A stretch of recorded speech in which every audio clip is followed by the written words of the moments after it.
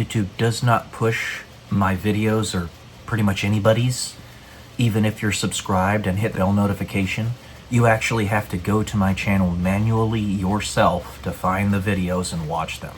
So if you like what you're seeing here, the information that I provide, the philosophical essays, the cerebral content, the book reviews, etc., you're going to have to manually go to my YouTube channel and find the videos. I post new videos every day, 11 a.m. Pacific Standard Time for the video essays in particular.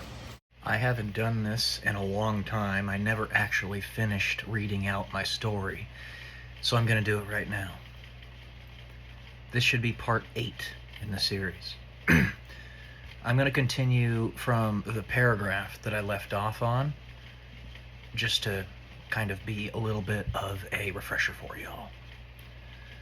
Front-end issues come to a head when on approximately Flight 17, the co-pilot takes an onload of 25,000 pounds, experiencing no issues with the onload itself. However, the navigator states during the refueling that he feels nervous because of some of the statements from the co-pilot with regards to deliberate sabotage of a good refueling day on the part of the tanker.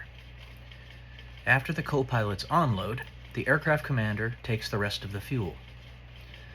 Once on orbit, the aircraft commander has extremely harsh words with the co-pilot, chastising him on his ability to maintain a level head. I'm the co-pilot, by the way. And on whether or not it is safe to have him as a co-pilot at all. After this, the co-pilot goes to the back end. The rest of the flight is accomplished normally, with minimal communication between the co-pilot and the rest of the front end for anything other than flying-related things. CRM, which is crew resource management, with the rest of the crew is going very well at this point, only getting better with every passing day. The co-pilot buys an ice cream cake to celebrate the AMS's birthday. Approximately 2/3 of the crew shows up to the party, and everyone has a good time. Flight 18 sees the co-pilot volunteering to take none of the onload out of 1, frustration, and 2, a desire to not make the rest of the front end feel nervous, and 3, a situation where the co-pilot perceives that there is a deliberate effort to make him feel as if he's incompetent. During that flight's aerial refueling, despite the co-pilot not accomplishing it, the aircraft commander does not like the co-pilot's attitude, disconnects the aircraft from the tanker after 10,000 pounds, and talks to the co-pilot. He then reconnects and finishes the onload as per normal. Why did I put this in? Because they had coordinated with the aerial refueling tanker to make the first half of the aerial refueling be very, very difficult. That's why I put that in there. Because I was supposed to be doing the aerial refueling, and I said no when I got in the aircraft. So, yeah, they were doing it intentionally to screw with me. And I think if you dug up in the records, somewhere deep in there you would find it. But here we are. He then reconnects to finish the onload as per normal. The aircraft commander informs the co-pilot that he will be flying the next 3 flights with Gold Crew. The idea behind this change was to get another objective perspective on the co-pilot's abilities. From the 25th of July to the 5th of August, 2015. The co-pilot flies 3 flights with Gold Crew. The dynamic is going very well, and the entire front end is getting along fantastically. The aircraft commander, Captain Vanderhorst, allows the co-pilot to get the full aerial refueling onload every flight, and the co-pilot has no issues accomplishing it. During the first flight, the aircraft commander is very commanding with regards to up-down motion of the co-pilot while in the receiver position during refueling. This is because some pilot-induced buffeting was experienced.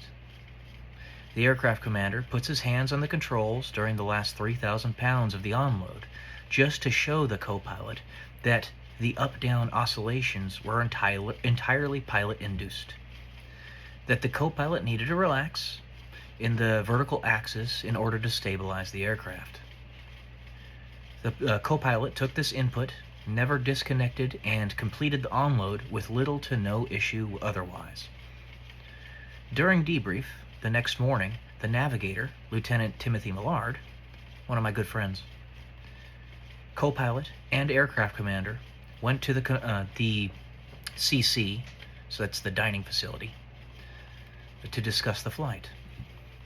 The aircraft commander was adamant about not being Red Crew's front end, and that the co-pilot should look at the Gold Crew flights as a fresh slate. This is understood by me as the co-pilot.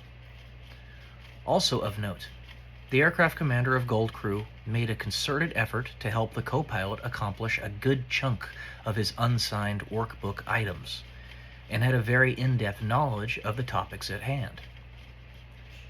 In much of the same way that the co-pilot did with the Red Crew, he made an effort to spend time in the back end for at least 1 hour every flight. The back end Gold Crew was very accommodating and professional, and enjoyed having the co-pilot around to improve CRM. The remaining flights with Gold Crew went in much the same way. The co-pilot took the full onload with only one inadvertent disconnect the entire time. The aircraft commander's overall debrief of the co-pilot were that he had very strong flying ability, took instruction very well, with only a few noted exceptions, corrected discrepancies quickly and efficiently, and was in general a good co-pilot with which to fly with a good attitude. Now from the 6th to the 18th of August 2015, the co-pilot begins to fly once more with Red Crew. There was no perceived change with regards to the front end's crew dynamic or lack thereof. However, there was a notable change in the personality of Red Crew's Raven X, Captain Hatch, who became much more relaxed and enjoyable to be around. On 15 August 2015, sitting in the chocks before a flight, the co-pilot attempted to reach out to the aircraft commander of Red Crew and get to know him better on a personal level and provide something of an olive branch. The aircraft commander had no interest, but the co-pilot tried a little bit more. During that day's flight, the co-pilot attempted to have a cheerful disposition. However, it was made clear to him that after one particular instance that nothing was going to change. The exact situation that occurred was with regards to a specific, and as perceived by the co-pilot, pointless, technique-wise correction of a co-pilot's action.